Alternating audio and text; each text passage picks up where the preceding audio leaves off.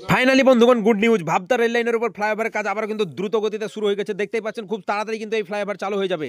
উপর দিয়ে national highway 12 নম্বর সড়কের এই ভাবতা লেভেল ক্রসিং রেল গেটের কাছে যে ফ্লাইওভারটা দীর্ঘদিন ধরে পড়েছিল, তো সেই যানজটের গল্প কিন্তু শেষ হতে চলেছে অবশেষে। আজকের ভিডিওতে আপনাদের সেই কনস্ট্রাকশন দেখাবো। একদম দেখতেই পাচ্ছেন এই হচ্ছে সেই লেভেল ক্রসিং রেল গেট যেটা লালগোলা রানাঘাট রোডে, আর এই হচ্ছে সেই ফ্লাইওভার ন্যাশনাল হাইওয়ে NH-12।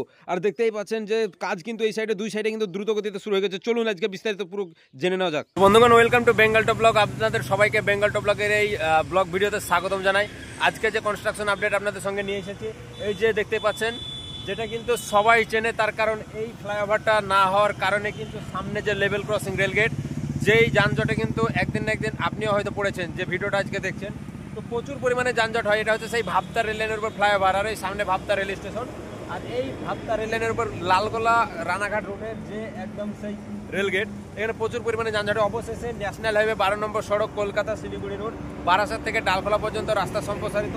এই যে ভাবতা বেলডাঙ্গাতে কাজ বাকি ছিল, তো ভাবতা ফ্লাইওভারকে জুড়ে দেওয়ার কাজ কিন্তু স্টার্ট হয়ে গেছে। তো এর আগে আপনাদের দেখিয়েছিলাম কাজ শুরু হয়েছিল যখন, তো কাজ শুরু হওয়ার পরে তখন কিন্তু একটু সমস্যা দেখা দিয়েছিল, আবারও কাজ বন্ধ হয়ে গেছিল। তো এবার কিন্তু আবারও জোর কদমে কাজ স্টার্ট হয়ে গেছে ধুমধাম গতিতে একদম।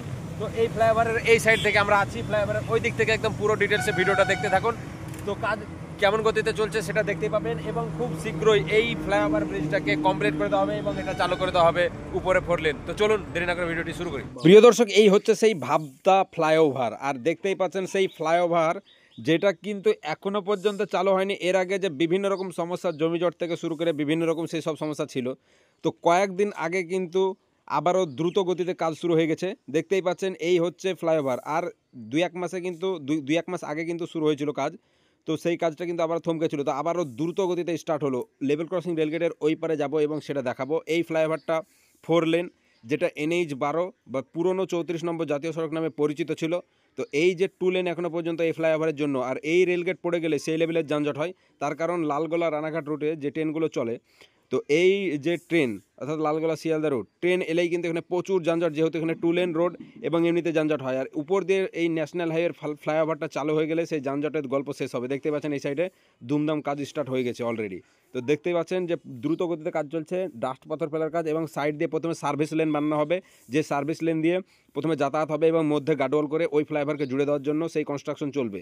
তো আপনারা দেখুন, আর সামনে যে একদম আবারও টোল রোড, সেই টোল রোড পর্যন্ত কিন্তু আছে, মানে ওখান থেকে 4 লেন, আর এখান থেকে যে 2 লেন এই ফ্লাইওভারের জন্য পুরোপুরি বেলডাঙ্গার কাছেও কিন্তু কাজ কিন্তু বাকি আছে, সেটাও কিন্তু হবে।